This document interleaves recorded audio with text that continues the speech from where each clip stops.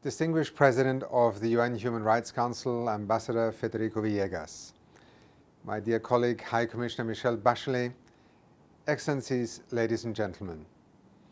It is a privilege to address this high-level segment of the Human Rights Council. Today I would like to outline some of the major human rights challenges that are holding back development in the year 2022 and ways to address them.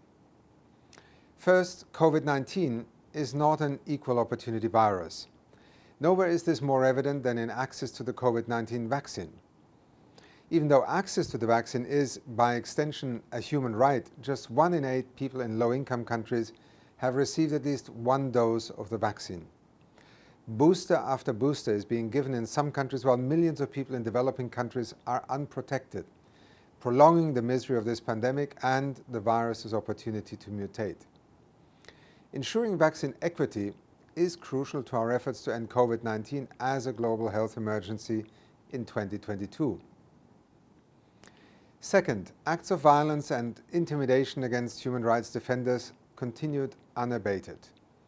2/3 of these acts have been committed against environmental human rights defenders and indigenous peoples protecting their land and livelihoods.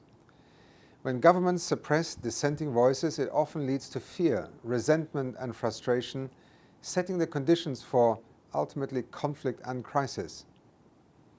Countries must find the political will to end impunity for acts of intimidation, violence and murder. As part of this process, countries must also do more to publicly applaud the vital contribution that human rights defenders make towards building just societies. Third, climate change remains arguably the single biggest threat to human rights globally today. Yet, change is taking root. This body has recognized for the first time that having a clean, healthy and sustainable environment is indeed a human right. And there is a growing recognition of the need to respect the rights of future generations. As part of this shift in thinking, we are now seeing people across the world invoking legal and constitutional rights to hold their governments accountable in key areas like climate change and environmental degradation. Yet, there are clear issues that need to be addressed. That includes getting people online and equipping them with the digital skills so they can have their say on climate change and their future in this increasingly digitalized world.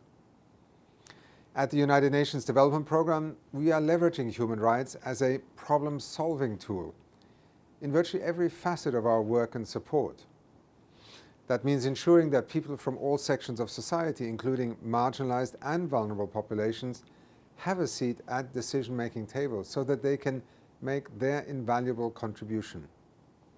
That includes everything from community-based solutions to climate change, to people with disabilities driving forward inclusion, to ensuring access to justice for all. Indeed, human rights mechanisms provide us with a tremendous wealth of guidance on how to protect and promote human rights. Yet, there is a clear technical cooperation gap between the work of human rights mechanisms and the reality on the ground. I see 2 ways to help close this gap. First, we know that 90% of the SDG targets are in fact linked to human rights. Yet, human rights often remain an afterthought. There is a clear need to support governments to integrate human rights targets into their SDG tracking and reporting systems, indeed into their entire SDG implementation planning systems.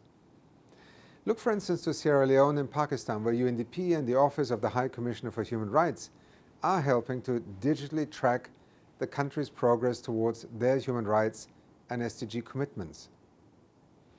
Second, we need to export the findings of human rights mechanisms more consistently into development practices.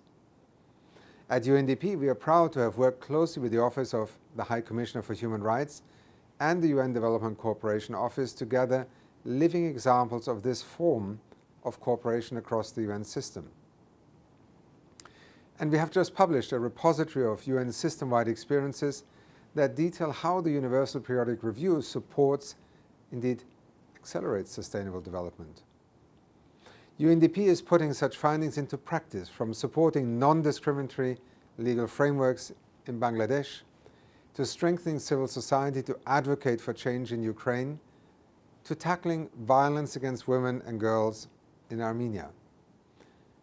Distinguished President of the UN Human Rights Council, dear High Commissioner, Excellencies, ladies and gentlemen, guided by our ambitious new strategic plan, UNDP is proud to be playing our part within the UN family and our partners to implement the UN Secretary-General's call to action for human rights.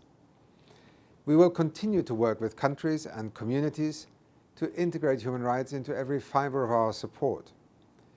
We know that a human rights-based approach to development based on equality, inclusion, and non-discrimination is the best way to reduce inequalities and make that high-speed connection to the 2030 agenda. I thank you for your attention and wish you all the best.